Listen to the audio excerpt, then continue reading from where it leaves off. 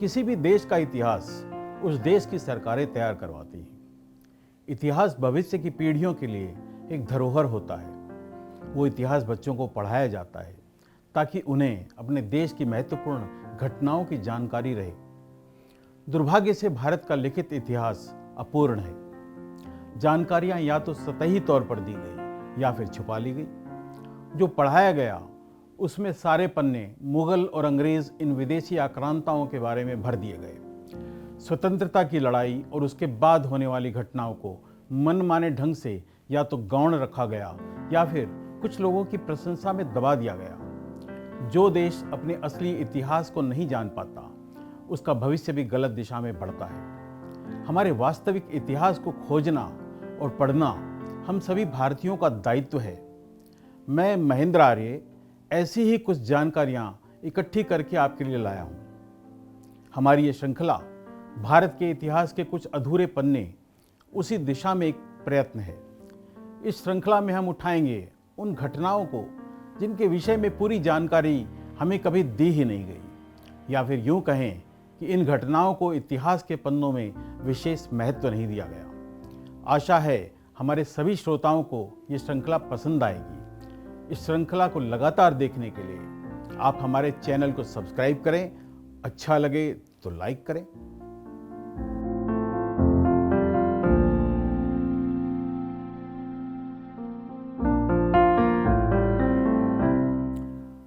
भारत की स्वतंत्रता का आंदोलन अपने उत्कर्ष पर था। अंग्रेजी सरकार पर पूरा दबाव बन चुका था। एक तरफ क्रांतिकारियों की गतिविधियों का दबाव और दूसरी तरफ कांग्रेस पार्टी का राजनीतिक दबाव। देश के बाहर से सुभाष चंद्र बोस की अंतर्राष्ट्रीय कोशिशें भी अंग्रेजी हुकूमत के लिए सरदर्द बन रही थी। अंग्रेजों को समझ में आ गया था कि उनके जाने का समय आ गया था। इंग्लैंड की सरकार की आर्थिक अवस्था बहुत बिगड़ चुकी थी।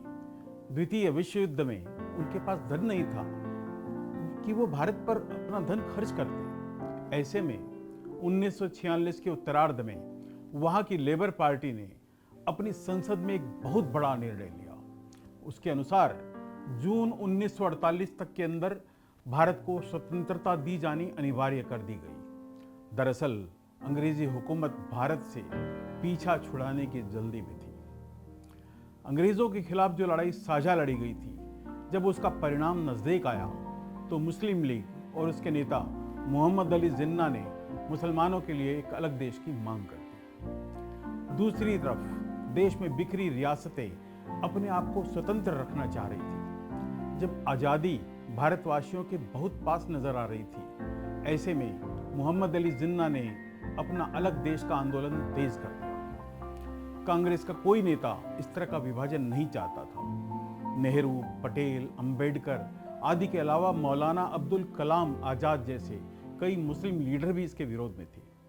लेकिन जिन्ना ने अपने आप को मुसलमानों की आवाज़ के रूप में पेश किया। अंग्रेजी सरकार इस तरह के पचड़े में नहीं पड़ना चाहती थी। उनकी पहली कोशिश यही थी कि किसी तरह भारत एक रह जाए और मुसलमानों को भी संतुष्ट कर दिया जाए। इंग्लैंड के तत्कालीन प्रधानमंत्री क्लेमेंट एटली ने एक कैबिनेट मिशन भारत भेजा। इस मिशन का उद्देश्य था भारत की एकता को बचाते हुए भारत को उसकी आज़ादी की बागडोर सौंप दी जाए। इस मिशन के सदस्यों में शामिल थे भारत के राज्य सचिव लॉर्ड पैथिक लॉरेंस, व्यापार बोर्ड के अध्यक्ष स्टैफोर्ड क्रिप्स, लॉर्ड अलेक्जेंडर तथा भारत के तत्कालीन वायसराय लॉर्ड बॉवेल। इस मिशन ने सभी नेताओं से चर्चा करने के बाद एक प्रस्ताव बनाया। उस प्रस्ताव के अनुसार स्वतंत्र भारत के संचालन के लिए 3 स्तर की व्यवस्था की जानी थी। सबसे ऊपर भारत का सर्वोच्च संघ, दूसरे स्तर पर प्रांतों के ग्रुप। इसके अनुसार 3 ग्रुप बनाने का प्रावधान था। ग्रुप ए में मुस्लिम बाहुल्य वाला उत्तर पश्चिमी भारत, ग्रुप बी में मुस्लिम बाहुल्य वाला पूर्वी भारत तथा ग्रुप सी में उत्तर, दक्षिण और मध्य भारत के बचे हुए प्रांत। तीसरे स्तर पर देश में फैली बहुत सारी रियासतें जो केंद्र के अधीन नहीं होंगी। सर्वोच्च संघ या केंद्र के पास सीमित अधिकार होंगे, मुख्यतः विदेश, रक्षा, मुद्रा यानी करेंसी और संचार। ग्रुप ए में जिन्ना की मांगे हुए प्रांत सिंध, पंजाब, बलूचिस्तान और North East Frontier. Group B में भी जिन्ना के मांगे हुए प्रांत बंगाल और आसाम शामिल थे। ग्रुप सी में बचे हुए हिंदू बाहुल्य वाले प्रांत जैसे कि UP, central province, Bombay, Bihar, Orissa तथा मद्रास, यानी कि नाम मात्र के लिए संपूर्ण भारत, जिसके अंदर 2 हिस्सों में पाकिस्तान, एक भूभाग भारत तथा बहुत सारी स्वतंत्र रियासतें। जिन्ना लगभग तैयार था इस प्रस्ताव के लिए, क्योंकि उसे पूरा पंजाब और बंगाल मिल जाता। जिन्ना पाकिस्तान और भारत को बराबर के पलड़े पर तौलना चाहता था। उसने 6 जून 1946 को अपनी स्वीकृति दे दी। कांग्रेस ने अपनी शर्तें बताई, जिसके अनुसार ग्रुप ए और ग्रुप बी के प्रांतों को यह अधिकार दिया जाए कि वो उन दोनों ग्रुपों में रहना चाहते हैं या नहीं। बहुत सी बातों पर आपस में सहमति नहीं थी। आखिर इस प्रस्ताव को नेहरू तथा जिन्ना दोनों ने अस्वीकार कर दिया। ये एक ऐसा उलझाने वाला प्रस्ताव था जिसके अनुसार देश कभी भी शांति से नहीं रह सकता था। तथाकथित केंद्र तथा औद्योगिक प्रगति नहीं कर सकता था। अंग्रेजों की प्रस्तावित अविभाजित भारत की योजना फेल हो गई। अंग्रेज सरकार किसी तरह ये विषय समाप्त कर देना चाहती थी।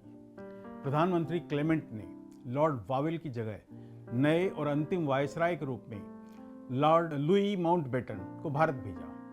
उसके सामने भी यही लक्ष्य था, किसी भी तरह सारे झगड़े सलटाकर जून 1948 के अंदर भारत से बाहर निकलने का। तब तक पूरे देश में जातीय हिंसा पनपने लगी थी। हिंदू मुस्लिम झगड़े बढ़ गए थे। माउंटबेटन ने पहले तो कोशिश की कि नेताओं को पूर्व प्रस्तावित योजना के लिए ही तैयार किया जाए, लेकिन वो समझ चुका था कि अब स्थिति बिना विभाजन के संभलने वाली नहीं थी। उसे ये भी समझ में आ गया था कि जून 1948 तक बहुत देर हो सकती है। ये सब उसे बहुत पहले ही समाप्त करना होगा। अपनी वाक कुशलता से उसने नेहरू और जिन्ना को तैयार कर लिया पंजाब और बंगाल के विभाजन के लिए। रियासतों के लिए ये निर्णय लिया गया कि ये निर्णय वहाँ के राजा के पास होगा कि वे किस देश में मिलना चाहेंगे या फिर स्वतंत्र रहना चाहेंगे। माउंटबेटन ने 3 जून 1947 को अपना प्रस्ताव सभी नेताओं के सामने रखा, जिसके अनुसार 15 अगस्त 1947 को भारत की स्वतंत्रता की तारीख रखी गई। इस प्रकार देश के विभाजन की समय सीमा भी तय हो गई। कांग्रेस और भारत के प्रतिनिधि के रूप में सरदार पटेल ने बड़े भारी हृदय से कहा, देश का विभाजन कोई नहीं चाहता। फिर भी हमारे मुस्लिम समाज के अंदर व्याप्त आशंका को मैं समुचित सम्मान देना चाहिए। लेकिन अब चुनाव एकता और विभाजन में नहीं रह गया था। अब एकता का अर्थ भी बहुत हिस्सों में विभाजन ही था। ऐसी एकता से ये विभाजन देश के लिए अच्छा है। हम सबके लंबे संघर्ष का परिणाम पूरी तरह हमारे लक्ष्य के अनुरूप नहीं है, लेकिन ऐसा लग रहा है कि दिलों के अंदर विभाजन हो चुका है। पिछले 9 महीने में मेरे कार्यकाल में मैंने अनुभव किया कि ज़्यादातर मुस्लिम सरकारी कर्मचारी बड़े अफसरों से लेकर चपरासी तक सभी मुस्लिम लीग के लिए ही काम कर रहे हैं। पंजाब और बंगाल में भावनात्मक रूप से पाकिस्तान जन्म ले चुका है। अब जब हमारी आज़ादी हमारे सामने खड़ी है, हम इस अवसर को इस जिद के कारण बर्बाद नहीं होने देंगे। हमारे हिस्से में करीब 80% भारत आएगा, उसको हम प्रगति की तरफ ले जाएंगे। बचा हुआ हिस्सा मुस्लिम लीग अपने तरीके से संभालेगी। इस प्रकार भारत के विभाजन की सहमति हो गई, लेकिन उससे भी मुश्किल काम था विभाजन की प्रक्रिया। देश के 3 हिस्से होने थे, पश्चिमी पाकिस्तान, पूर्वी पाकिस्तान और शेष भारत। विभाजन का आधार था धार्मिक आधार पर जनसंख्या। सिंध प्रांत में मुस्लिम आबादी थी 70% और बलूचिस्तान में 90%, इसलिए ये दोनों पाकिस्तान में जाने तय थे। लेकिन समस्या थी पंजाब और बंगाल के बंटवारे में। पंजाब में मुस्लिम आबादी थी 55.7% और बंगाल में 54.4%। जिन्ना चाहते थे कि ये दोनों प्रांत भी पाकिस्तान को दे दिए जाएं। सरदार पटेल इस बात के लिए बिल्कुल तैयार नहीं थे। माउंटबेटन इस प्रक्रिया की जटिलता को समझ रहा था, इसलिए वो सीधे सीधे इसमें शामिल नहीं होना चाहता था। उसे दोनों तरफ अपने आप को तटस्थ दिखाना जरूरी था। विभाजन था 4.5 लाख वर्ग किलोमीटर के विशाल क्षेत्र का, जिसमें करीब 9 करोड़ लोगों के जीवन का फैसला शामिल था। समय सीमा थी बहुत कम, लेकिन माउंटबेटन किसी भी कीमत पर यह काम निर्धारित तिथि के पहले समाप्त करना चाहता था। इस काम के लिए अंग्रेज सरकार ने चुना एक अंग्रेजी वकील को, जिसका नाम था साइरल रेडक्लिफ। रेडक्लिफ अपने समय का जाना माना बैरिस्टर था। जून 27, 1947 को उसके पास एक फ़ोन आया इंग्लैंड के लॉर्ड चांसलर का। मिलने पर उसे बताया गया कि भारत में पंजाब और बंगाल के बंटवारे का काम उसे निपटाना है। चूंकि वो एक वकील था, इसलिए ये काम उसके लिए बिल्कुल नया था। दूसरे, वो न कभी भारत गया था, न उसे भारत के विषय में कोई भी जानकारी थी। अंग्रेज सरकार के अनुसार ये एक निष्पक्ष व्यक्ति के चुनाव का तरीका था। यूं तो वो निष्पक्ष था, क्योंकि उसे भारत या पाकिस्तान के लिए कोई प्रेम या घृणा नहीं थी, लेकिन वो पक्षधर था अंग्रेज सरकार का, जो उसके माध्यम से एक विशाल काम को चुटकियों में करवाना चाहती थी, वो भी यथाशीघ्र। रेडक्लिफ के लिए बहुत बड़ी चुनौती थी। उसे पंजाब और बंगाल के भूगोल के बारे में कुछ भी पता नहीं था। वो ये भी नहीं जानता था कि उसके फैसले से कितनी बड़ी जनसंख्या प्रभावित होने वाली थी। 8 जुलाई 1947 को साइरल रेडक्लिफ अपनी पहली भारत यात्रा पर पहुंचा। रेडक्लिफ ने सोचा था कि भारत पहुंचने पर वायसरॉय माउंटबेटन उसका मार्गदर्शन करेंगे, लेकिन माउंटबेटन ने कहा कि धर्मानुसार आबादी के आंकड़े उपलब्ध है तथा दोनों प्रांतों का नक्शा भी दे दिया गया है।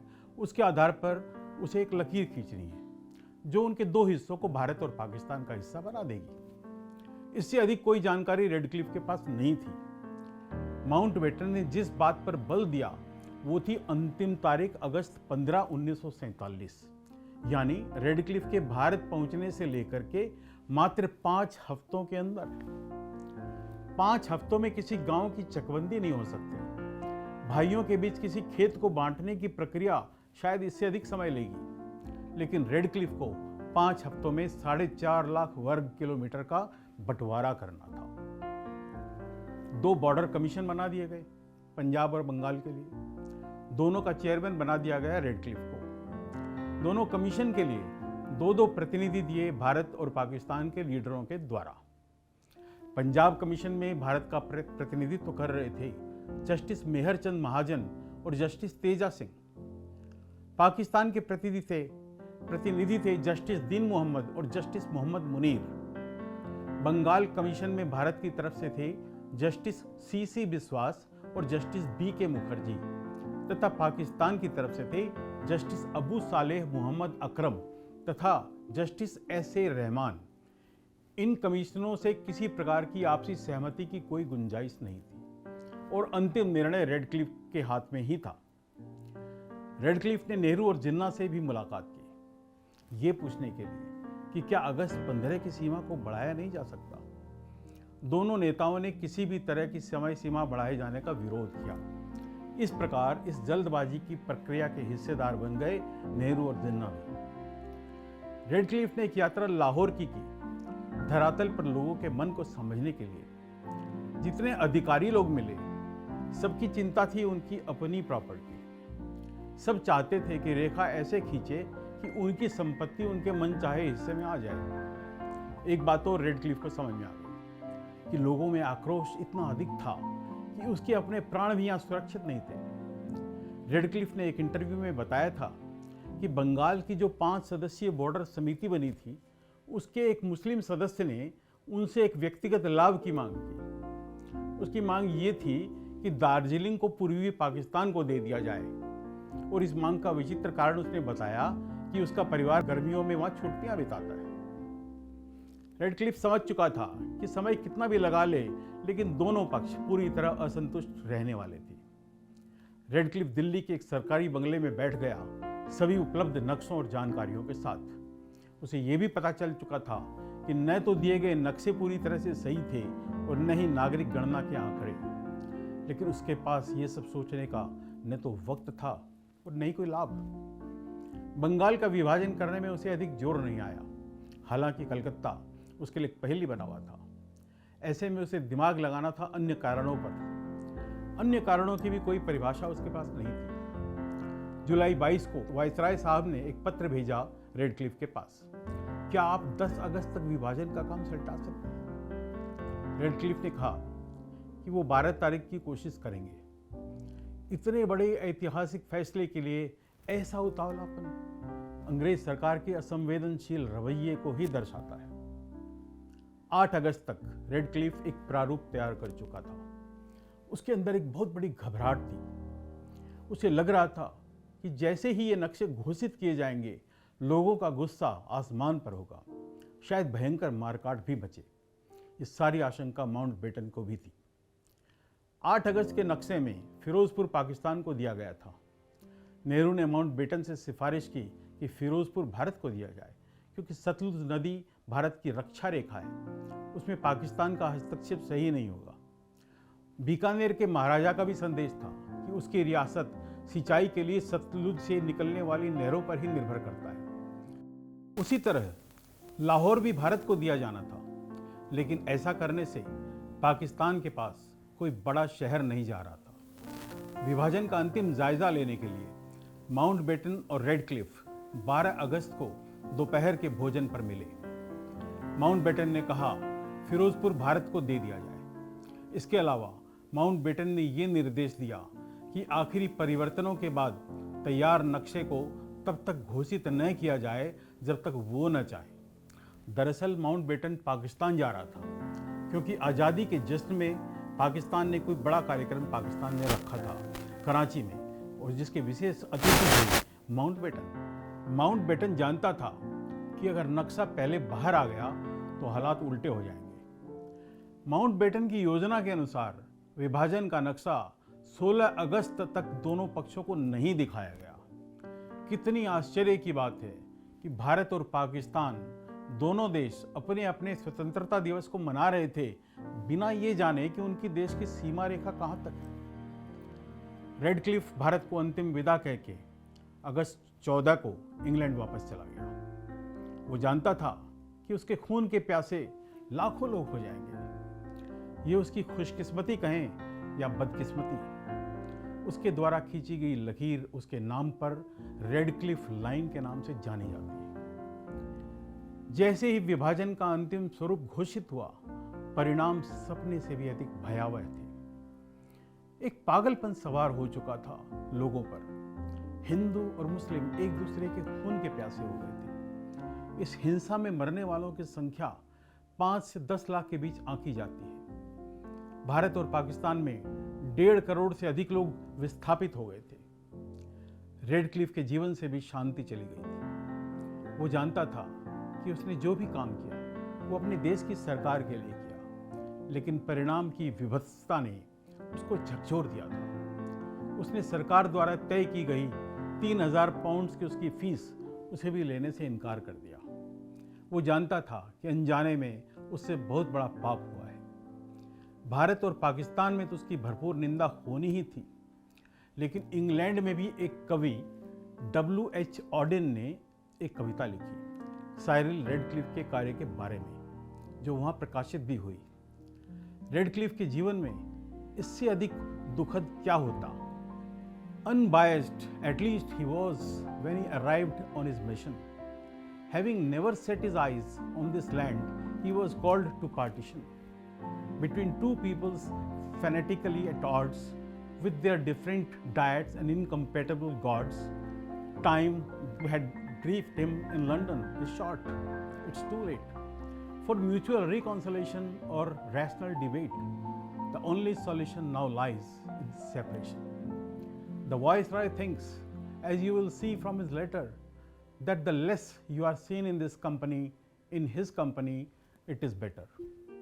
So we have arranged to provide you with other accommodation.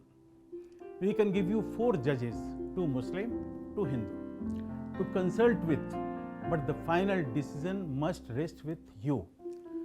Shut up in a lonely mansion with police night and day, patrolling the gardens to keep assassins away, he got down to work, to the task of settling the fate of millions.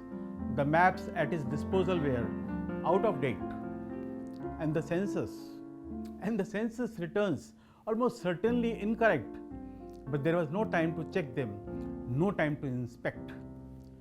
contested areas, the weather was frightfully hot, and a bout of dysentery kept him constantly on the trot. But in 7 weeks it was done. The frontiers decided, a continent for better or worse divided. The next day he sailed for England, where he quickly forgot the case. As a good lawyer must return, he would not, afraid, as he told his club, that he might get shot.